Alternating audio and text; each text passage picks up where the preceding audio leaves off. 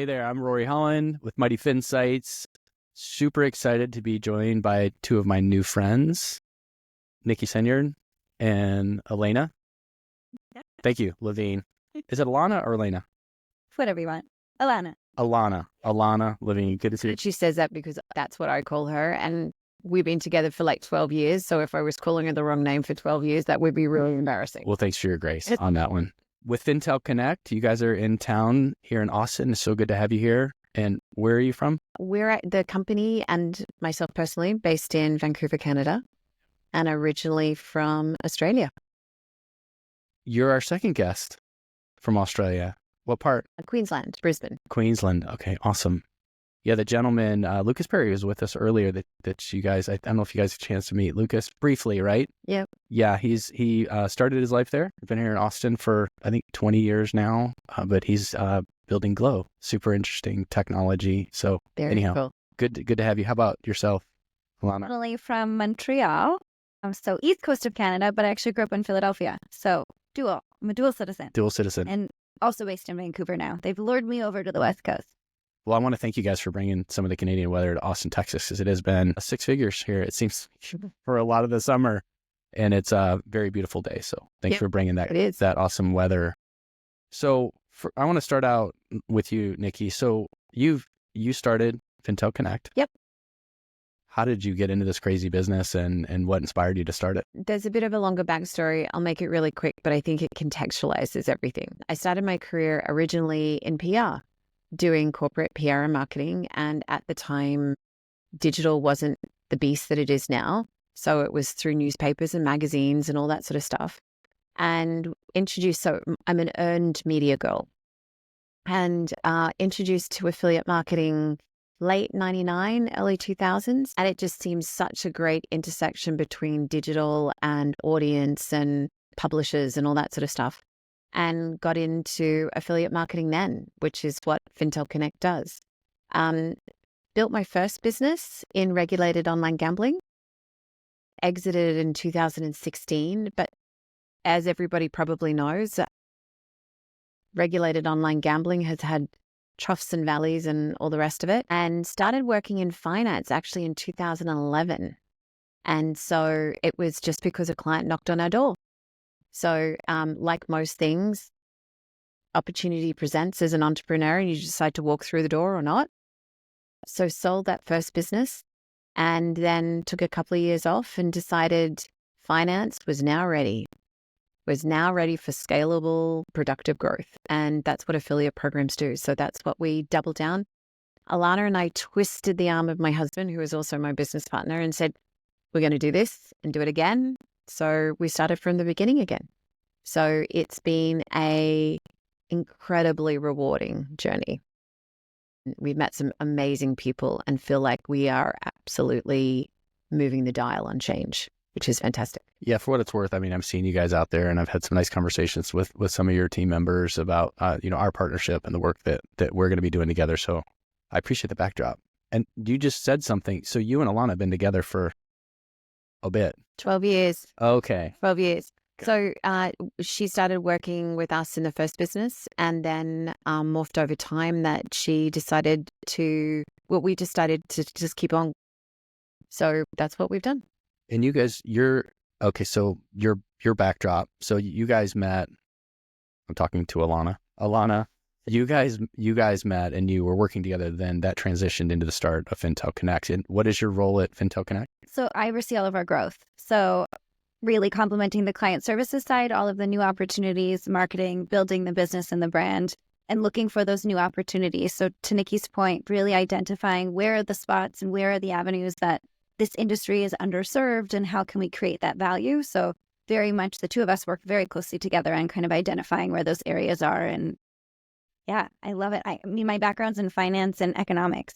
How I got into marketing and business development and sales and partnerships, no idea. But I would never looking back up, I would never regret this decision. It's been a fantastic journey. And I mean, I joke sometimes either I can't get rid of Nicky or she can't get rid of me, but we're here. Yeah. This is what we're doing. It's been awesome. And I realize I kind of skipped over making assumptions that everybody knows who Fintel Connect is. which one of you wants to take that? Like, who was Fintel Connect? What do you guys do? Alana must.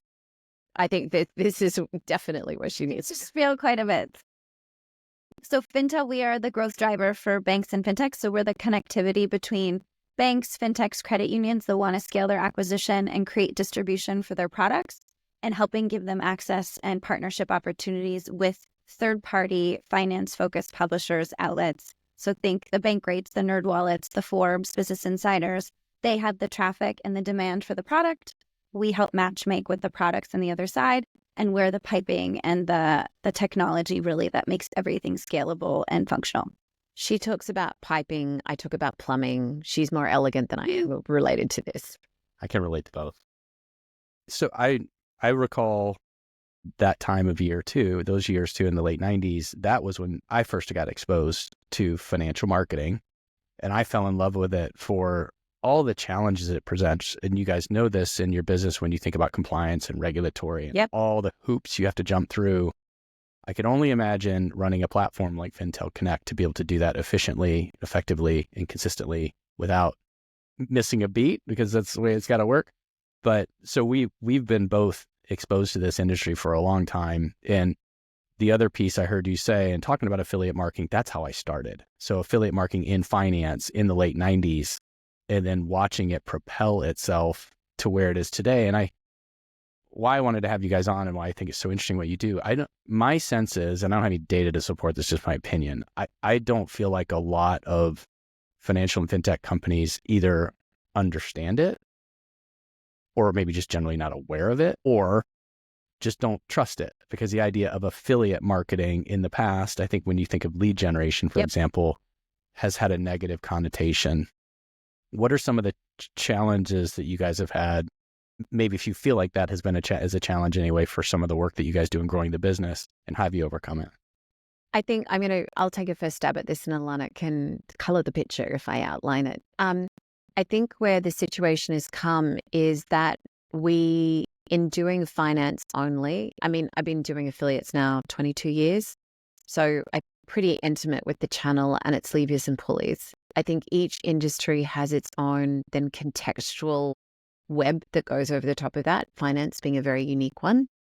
I think where it comes down with finance is that you need actually a number of ingredients to make it work. And I don't think that everybody is necessarily prepared or willing or have the ingredients that it takes.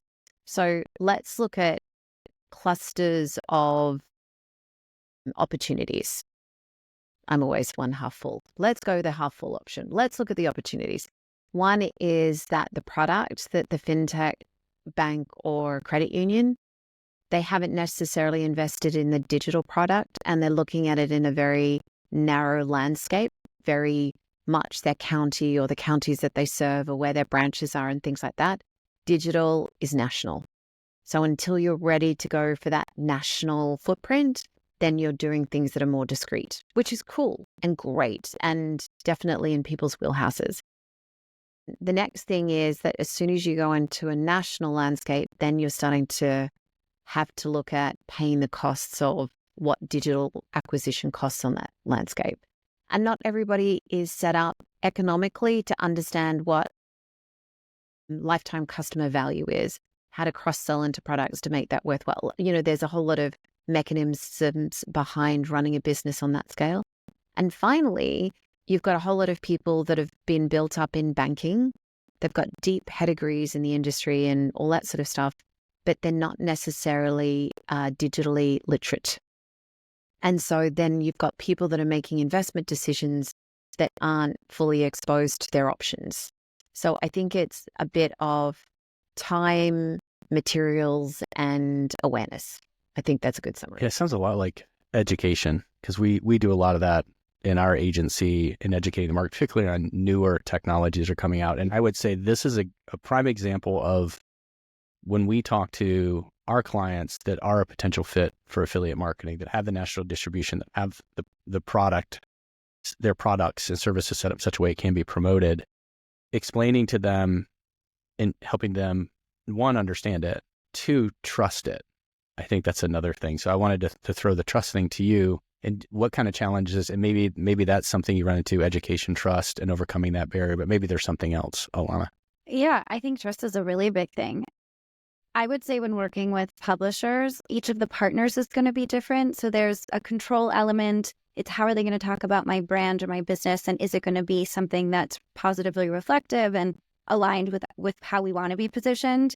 I think the other thing is understanding where you fit into the ecosystem. And publishers are so good at understanding how to talk about products and what's going to resonate with their audience.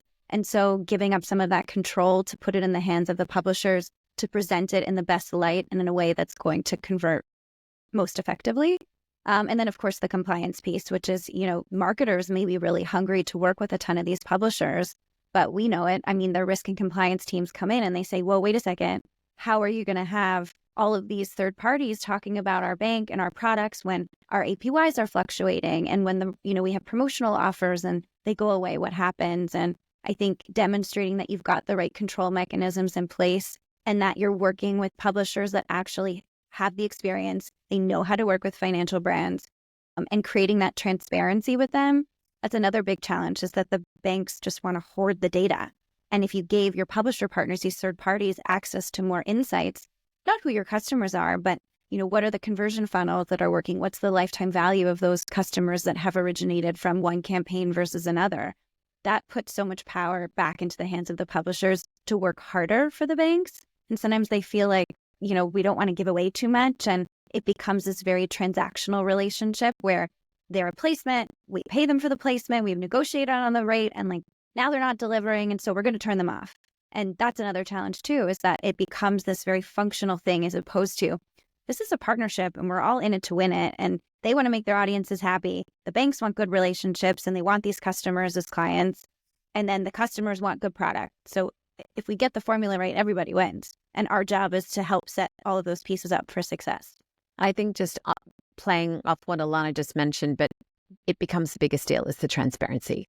When everybody feels that there is a good flow of information transparently, then everybody feels a lot more comfortable making innovative choices or choices that have not been made before. Yeah, and I would ask for those listeners that are probably not seeing the pictures that you and I see, the three of us see, because we do this for a living. Can you describe, you mentioned some pretty major publisher brands, NerdWallet's an example, but pick whenever one you want. Can you describe an example maybe of something at work? And what it looks like, how it functions, because there's a technology component to this. We're talking about distributing financial products that rate changes. How does all that work? Sure, I could jump in on that one. But we just visited one of our publishers' headquarters yesterday, so maybe we can talk about that a little bit.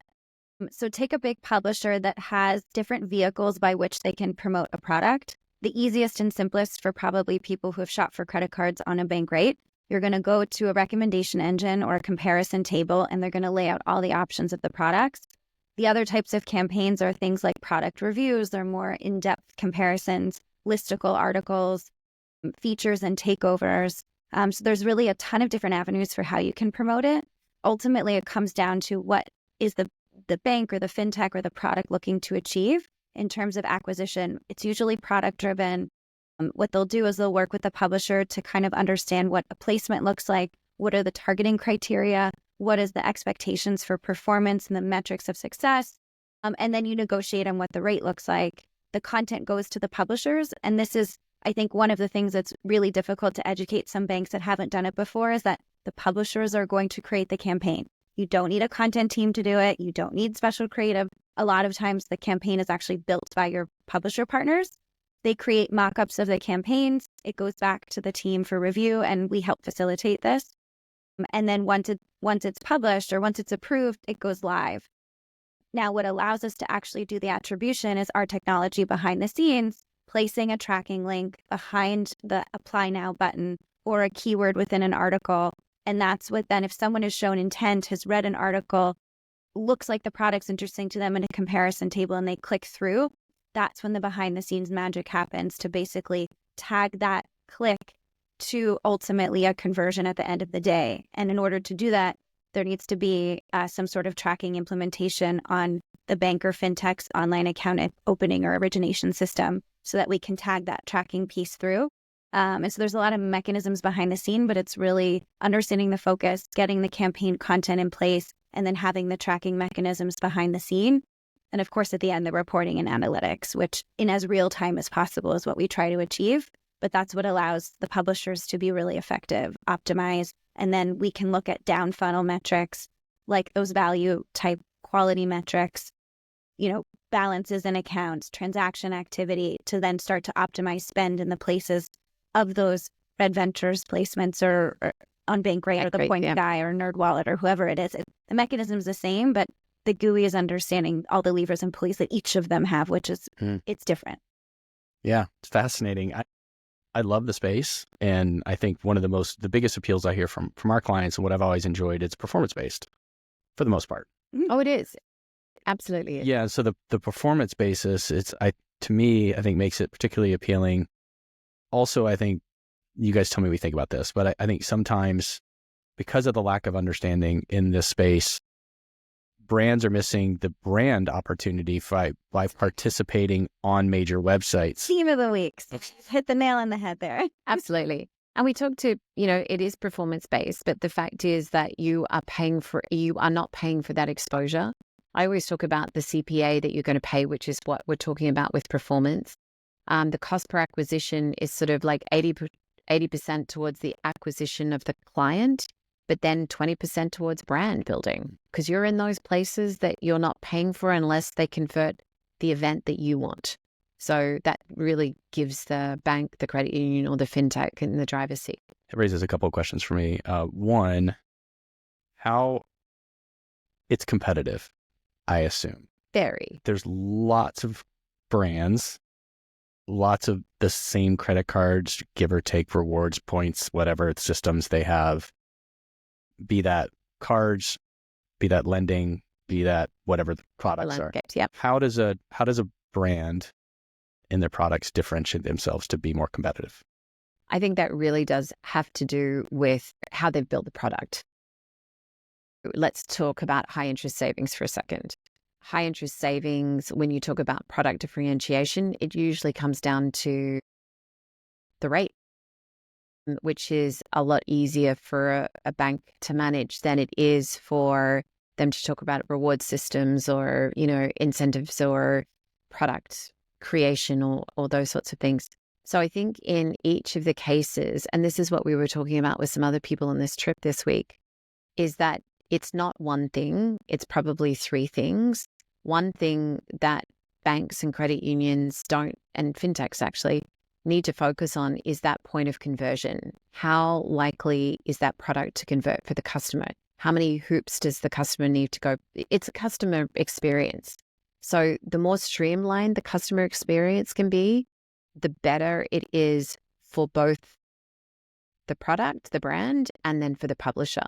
So you can have a very similar product, but if that onboarding experience is seamless and slick and really up to speed, people will take it, because that's what the product differentiation is, the onboarding, not necessarily the product itself. Yeah, you mentioned something that's been so frustrating to me as a marketer and trying to optimize user experience, given that over time, I think it's getting a little bit better. It is, absolutely. But if you remember back a couple of decades, I won't bore everybody with this, but the onboarding experience was very poor.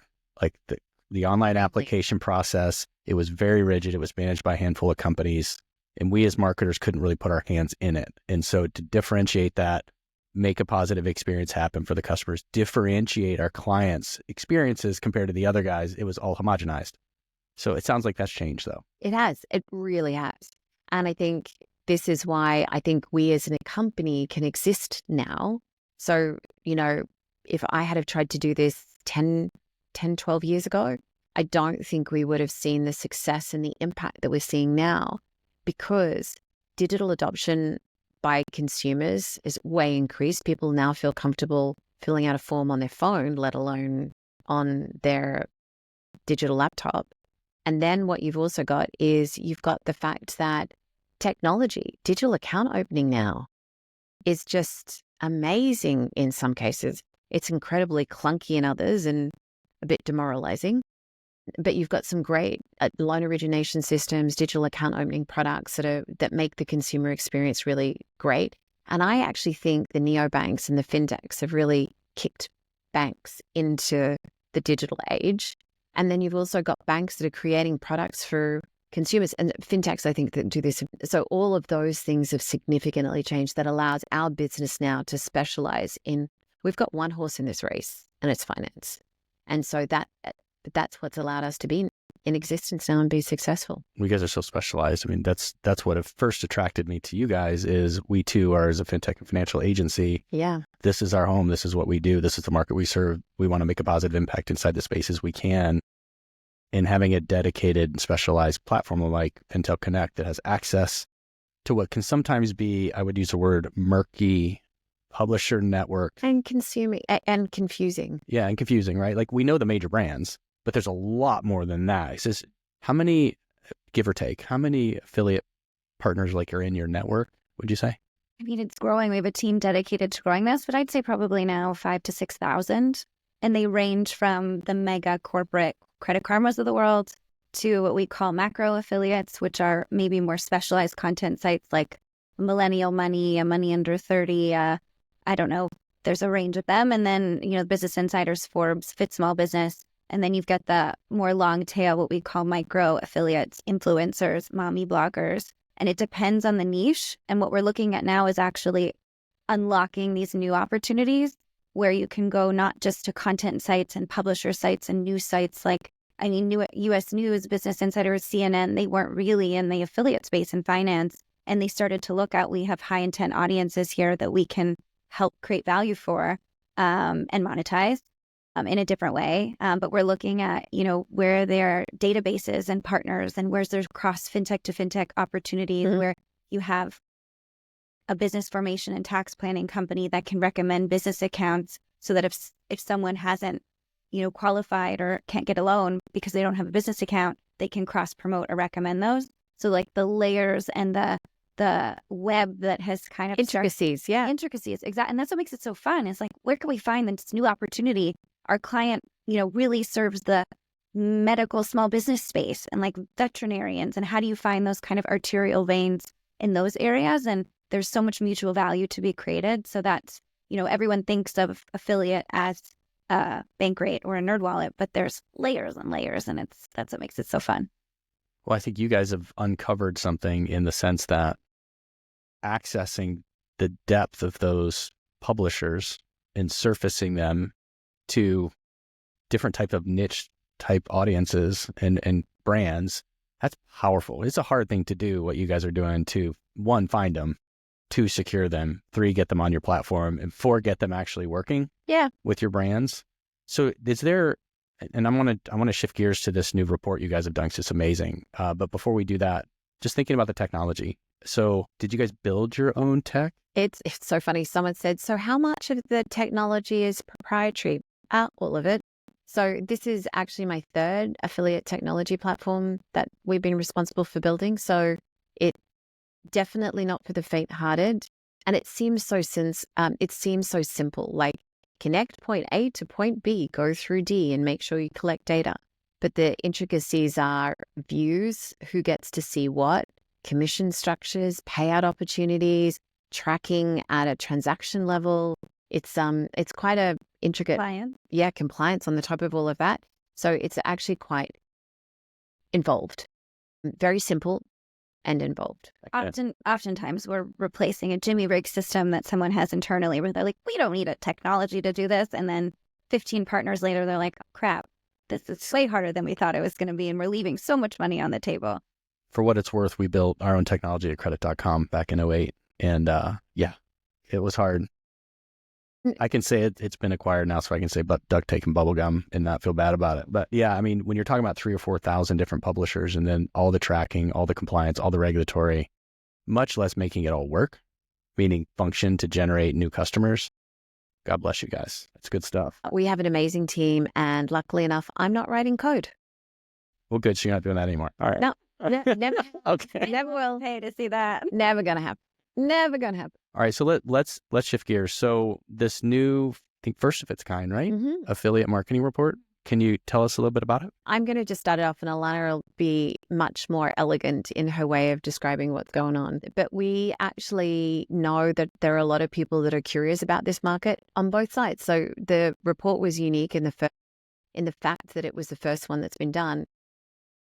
Doubly unique in the fact that we did Canada and the US and compared the two. So what we did is we reached out to people that we knew in the industry and asked some pertinent questions in terms of trends and what they see is happening and things like that. And we were able to correlate all of the answers to come up with some indicative oversights, I think is probably the best way of what we see as the industry and moving forward. And our plan is to do it regularly, and then we'll be able to compare it on time and all of, compare periods to periods and all of that sort of stuff. It's been really well received as well. I would say, Nicky and I talk about this all the time, and I think one of the common misconceptions maybe I always say about affiliates is they're seen as traffic drivers, destinations. They promote products, but they are the window into consumer intent because they are monitoring and looking at, and they build their businesses off of understanding where they should invest their energy based on what people are reading on their site. What are they searching for that's getting them on their website? So and what's converting? Exactly. Who better to ask than the publishers themselves? What are you predicting? What are you focusing on for this next year? What are the things you're concerned about that are a threat to your business? Because if they stop performing, the big guys that depend on all of their traffic and conversions and affiliates, 40% of their acquisition funnels, pretty significant piece of the pie. If that goes away or there's impact, then there's issues, obviously, for the financial institution. So I think the two audiences was, are you as a publisher looking at the market the same way your peers are? And for the brands, give you insight into, they're predicting that, with interest rates dropping, there's going to be a huge increase in maybe CDs and investment products, less so in high yield savings. And they're going to shift their business focuses there. Well, I need to be ready if they're no longer putting a lot of marketing dollars on the publisher side towards these products. I need to have those products so that I can continue to maintain my brand and market share. So that was really the intent of doing it. And we wanted to get a perspective specifically on finance because you get a very kind of specific lens for those that are very That's what we do. In-depth in the market. Yeah, that's what we do. And it was interesting because there was a difference between Canada and the US. Mm-hmm. So the markets are different. I saw that. They were much different, actually. Yeah. But relatively similar. I think we're both pretty close to each other. We just took the border away. We'd probably be much more similar than me, right? We even have the same music taste. We talked about music taste, right? I love some of those artists in Canada. So that was the one. You weren't supposed to say that out loud.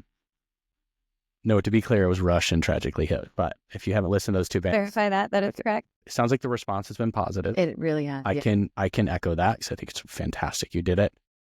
How is the industry using this new information? It's been interesting. I think the publishers have used it one way, see what their competitors are doing or see how their competitors are viewing the future. I think a lot of actually clients have taken this report and distributed wider in the organization. That's what I found fascinating. This report's given some of our direct clients, the people that we work with, a vehicle to disseminate their view of the world to leadership. Because it's a report, it's third party. We had more than 100 people to contribute to it. So it's actually started conversations within bigger banks on what should the focus be and things like that. So it's really elevated what some would see as a backroom tactic and shone the light on it. And really, I think helped some of the people that we're working with get that share of voice that they may have not got before, which was unexpected for me. Yeah, actually, that's a good point. I hadn't thought about it that way. I think it validated a lot of assumptions. So I think that was a good thing as people build, and we timed it so that people start to plan their budget and strategies around this time. And so looking at where should they be focusing their energy? What are the things that matter most? And I think one of the things in particular, which was very rewarding to see as a result, is unanimously across both markets, publishers emphasize the importance of product. I think there's a misconception that, how can I compete with a Chase? We can't afford to spend, $600 to acquire a credit card customer. And in reality, it's not just about that. That is important, unit economics of it. but it's actually the product speaks more than anything else. And I think I really wanted to use that as a point when we're having these conversations where a bank comes to us and says, our board wants to know why we're not on bank rate. How do we get on bank rate? And the conversation needs to be, you need to look at really why you, what's the reason someone should bank with you? And if you don't have that answer, it's going to be really hard for the publishers to want to get on board. So that was interesting. That's what they need to call us. We'll help with their branding and marketing strategy.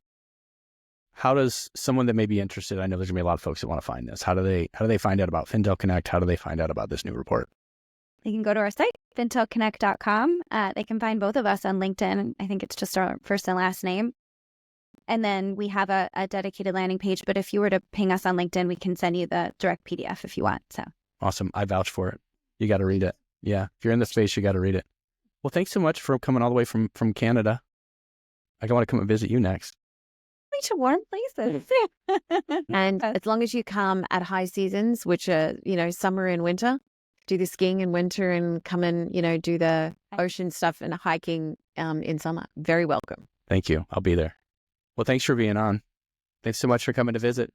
Thank you. It was a pleasure. Thank you for listening to this episode. If you've enjoyed what you've heard, don't forget to hit subscribe. And if you'd like to learn more about Customer and the work we're doing building financial and fintech brands and businesses, please visit our website, customer.com. That's CSTMR.com. Or you can find us interacting with clients and sharing insights on LinkedIn. All of these links will be in the show notes.